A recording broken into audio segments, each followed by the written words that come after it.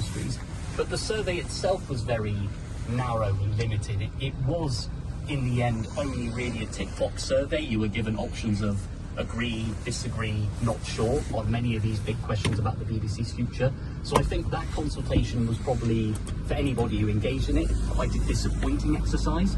And certainly neither the government nor even the BBC itself seemed to do very much to try and promote greater public awareness and participation in that survey. Charter renewal is still a year away. Can you just give us an idea about what's happening now? Is it too late to hear from audiences? No, it certainly doesn't have to be. What has happened in previous charter reviews is the government has consultation, responses, and then it goes away.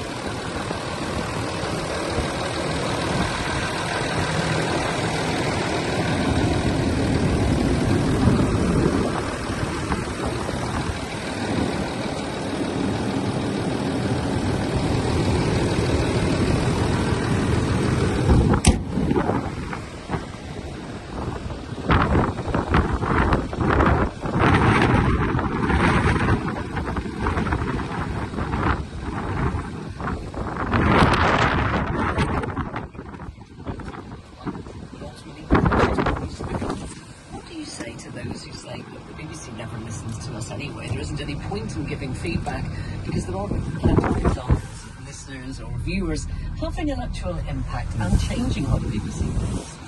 Yeah, there have been previous very powerful cases, I think, of the 2010-2011, where there was a BBC proposal to close down the service and it changed its mind. But then there have also been processes like the BBC Free closure, where there was an equally strong campaign to try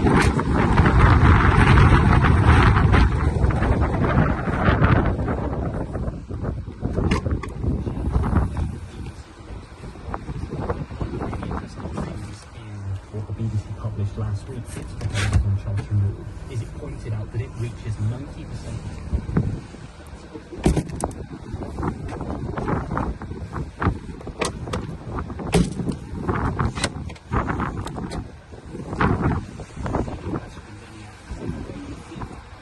The public to give their views on the BBC Charter. And possibly the issue within the Charter reflects people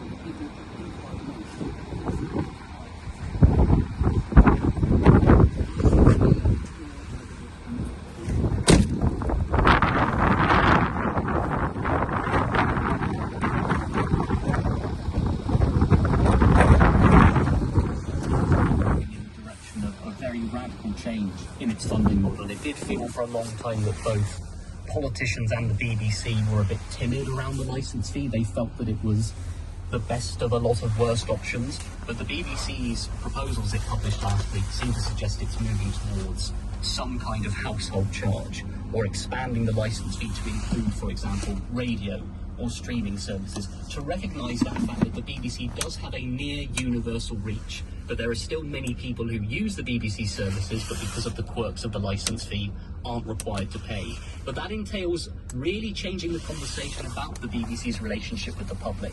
I think it'll be a very difficult sell to audiences beyond the BBC or those who don't traditionally interact with it. If they suddenly get a letter from the post saying, you haven't been paying for it before, but you've got to pay for it now, that's going to